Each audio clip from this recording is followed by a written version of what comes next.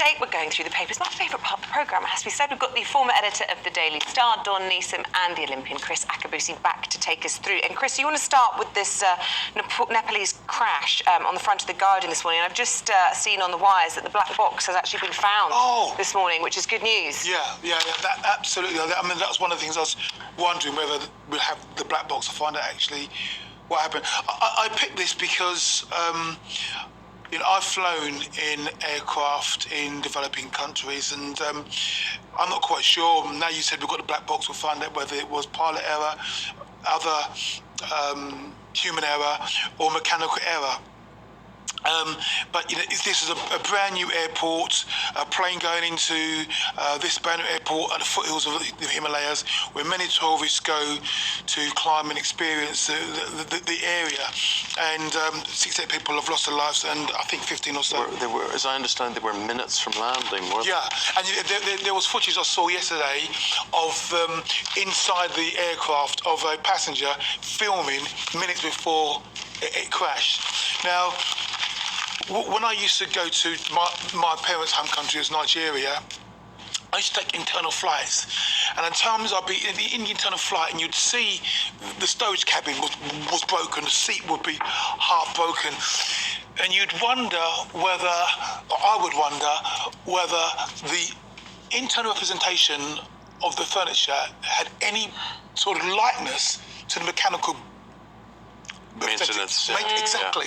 Yeah. And it's like you can judge a restaurant by its toilets. Correct, exactly. And then I just said, well, no, but then the pilots are jumping in. But then sometimes tell me, and look, I don't know anything about this, obviously, but sometimes pilots will take the risk because they've got to take care of their family. So, I mean, I will be interested to see what the black box, but I've seen this, it is a tragedy because actually air travel is still, I believe, the safest mode of travel, but when something goes wrong, you've got no chance. It's absolutely... Is there 76 people or so? I think it was 68 people that have...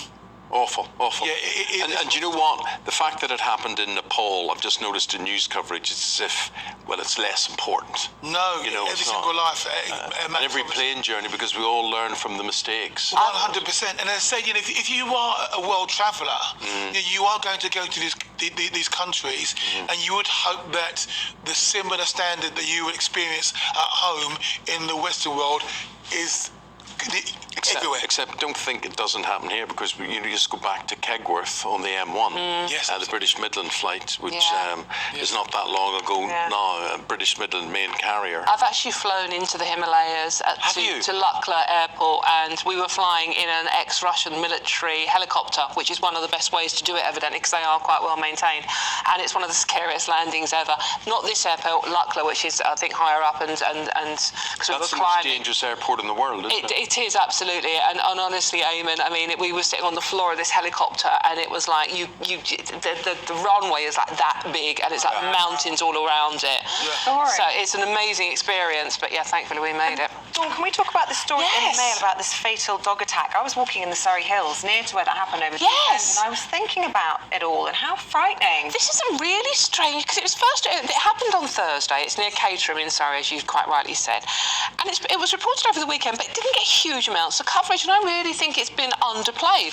This is a lady. She was a dog walker. She's 28 years old, and she was doing. You often see them, don't you? Yeah. Sort of like loads of dogs on lead. Too many dogs. Too many. I mean, evidently legally it's meant to be 6, but she had 7 with her, and they turned on her and killed her basically. I mean, it's appalling, and it's like people sort of like walking past and riding past that horses. Pack mentality, isn't it? It is, and they turned on her, Eamonn. And one of the new line on this story is what they've found out. One of the dogs was an 11-stone Leonberger. Am I pronouncing that correctly? I don't know what that breed is, but 11 stone of dog. Yeah. And it was called Shiva, which is after the Hindu god of destruction. Yeah. And it's got issues in the past. In 2017, this dog was on TV talking about how disobedient it was, and it seems to have anger management issues for a dog. But there were 7 animals in this particular pack, but some of them are only little like dachshunds and tiny little dogs. They can be worse. Yeah. And it can happen in an instant. I was once running. I used to run very early in the morning, so it was 5:30. I was running through the park, and a guy that I know had only 3 dogs. great big Rottie. I owned a Rottie myself, and a big Rottie and the two small ones. And they came running up towards me, and I've been with dogs all my life, and so I was quite happy. Yeah. And then all of a sudden, the little one started yapping, and then this Rottie absolutely had this deep, menacing growl.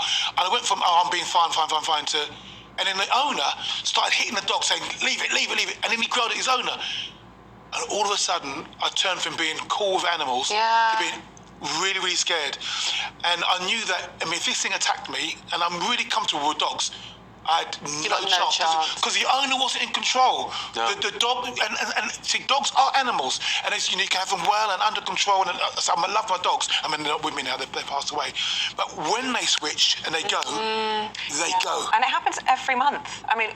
Every month in this country, and it's shocking. It really is. When you have to be worried about a dog, its tail tells you, Really? the difference is... It's not wagging. No, if a tail is upwards, you're fine.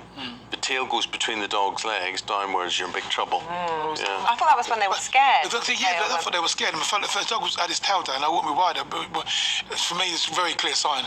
Its teeth are... When he's got his teeth out, then I know I'm in trouble. And this big thing, the size of his head, and it was after me. But it is amazing, because we're also talking about, I don't know of any other creature that can give so much love. Oh, 100%. 100%.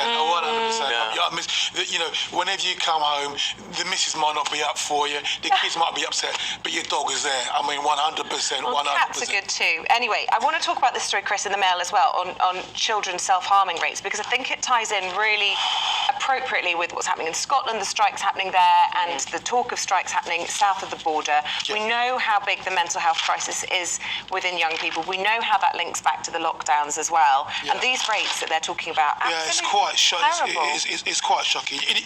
And we've done really, really well in the last 20 years of trying to equate mental health with physical illness. Recognising that there is a parity.